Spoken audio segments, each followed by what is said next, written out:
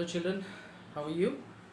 So today in this class we are going to deal some more topics. We are going to learn some more topics and the concepts about the concept reflection of light at curved surfaces. In the last class we have learned what is reflection and how many curved surfaces are there, how about convex mirror and how about concave mirror, and also we have seen some geometrical concepts, that is pole, center of curvature, focal length, focus and the radius of curvature, and the relational formula between R and F, isn't it? R is equals to 2F. This is what we have seen in the last class, and today we are going to see how to find out the image location with the help of a concave mirror. See here, I have taken here a concave mirror, isn't it? A concave mirror. So as you know very well how to draw, isn't it? It is an arc, and this line indicates about the principal axis, and here it is center of curvature, and this is P for pole of the mirror. As we have learned that F stands for focal length and another capital F stands for focus. Now assume that there is a ray 1, first light ray, say from somewhere around from this candle light there are these many light rays. So I am considering the first light ray which have been traveled, and after touching this concave surface immediately it is getting back. This concept already we have seen that it is reflection of light, isn't it?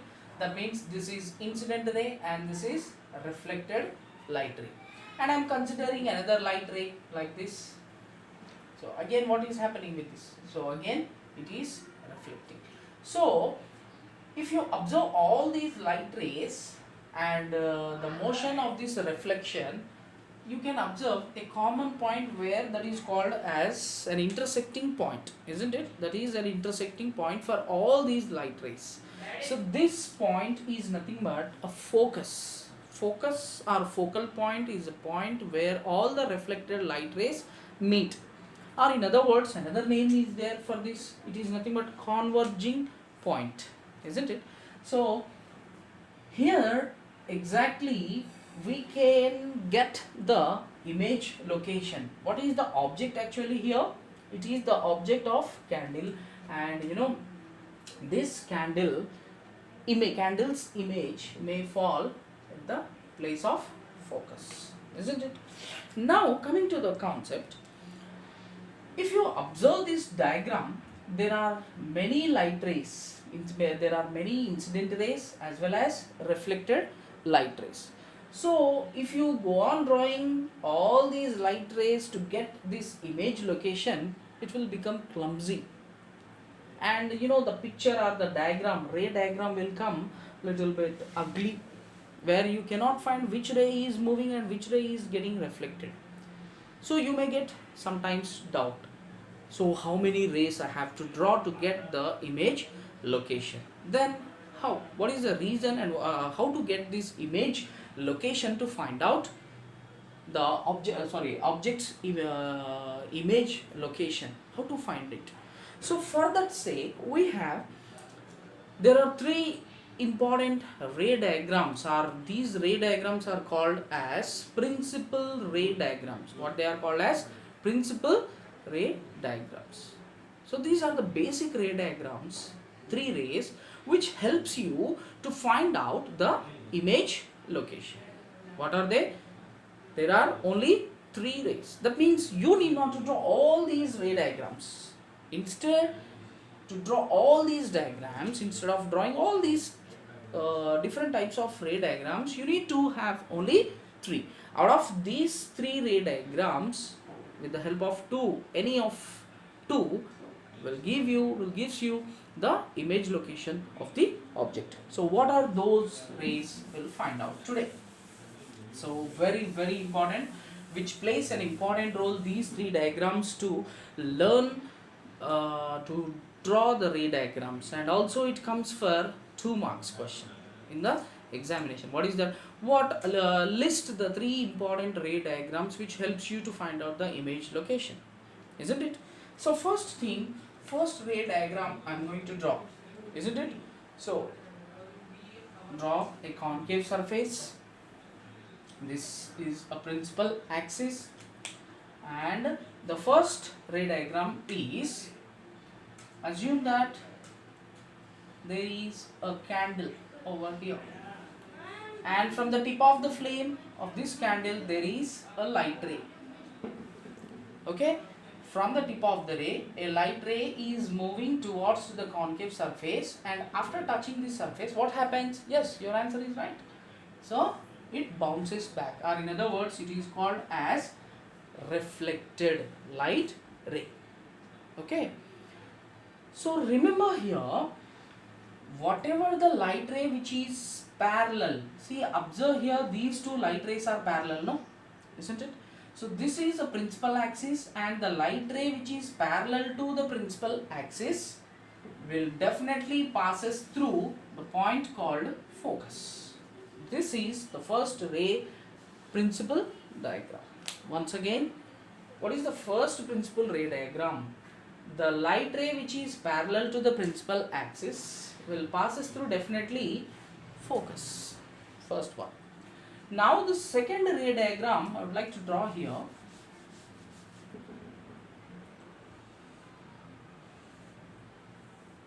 Okay. Now here it is, another object, and this is tip of the flame. The light ray which is passing through the focus will become parallel. Did you understand? This is incident ray and this is reflected light ray. This is I and this is R. In first case, what you have seen, whenever the light ray is parallel to this principal axis, it has to pass through focus itself. But in the second case, when the light ray is passing through the focus, will definitely become parallel to the principal axis. Is it okay? Now, what about the third one? This is the last principal ray diagram I will show you. So again, draw the ray diagram, sorry, concave mirror or surface. Okay, and take the same object, that is candle.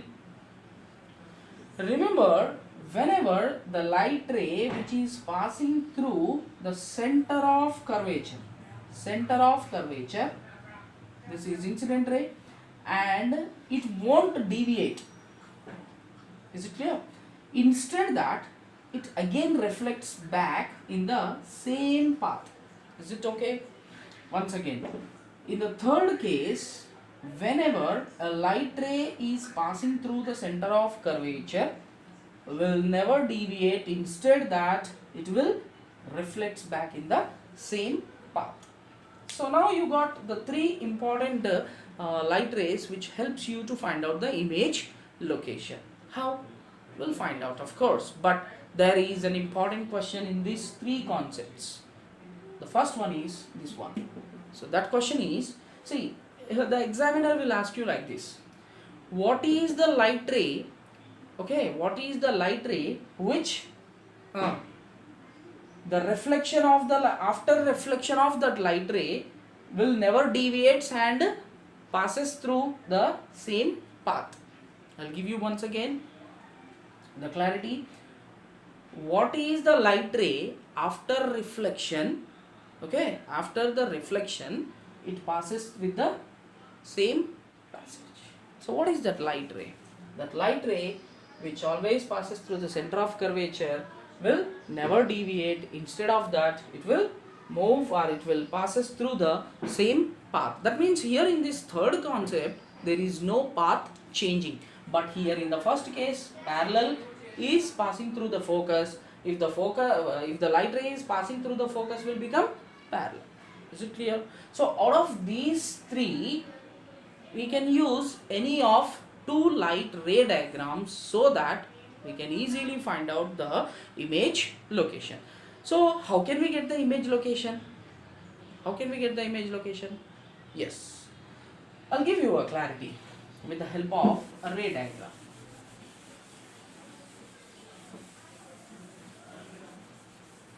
For example,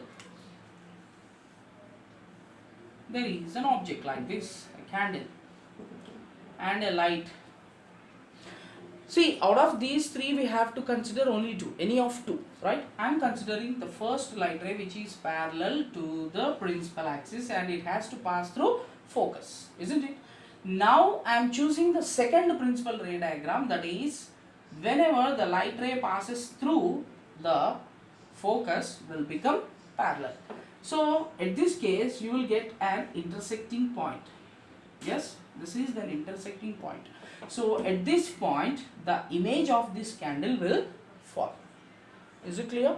So how many principal ray diagrams I have used? Two. What are they? The first one, the light ray whenever it is parallel to the principal axis will passes through the focus, first ray. And second light ray diagram is when it is passing through the focus will become parallel. So after reflection of these two incident light rays, you will get an intersecting point where this point is the image location.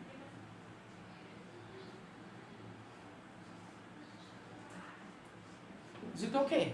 Now if you observe clearly, the object and the image sizes are same. That means the lengthwise, object size and the image size. That means, see, this type of image comes only on certain conditions. So what are those conditions? We will see in the upcoming classes. That means in the next class we will learn where the object should be located so that the image will be formed, isn't it?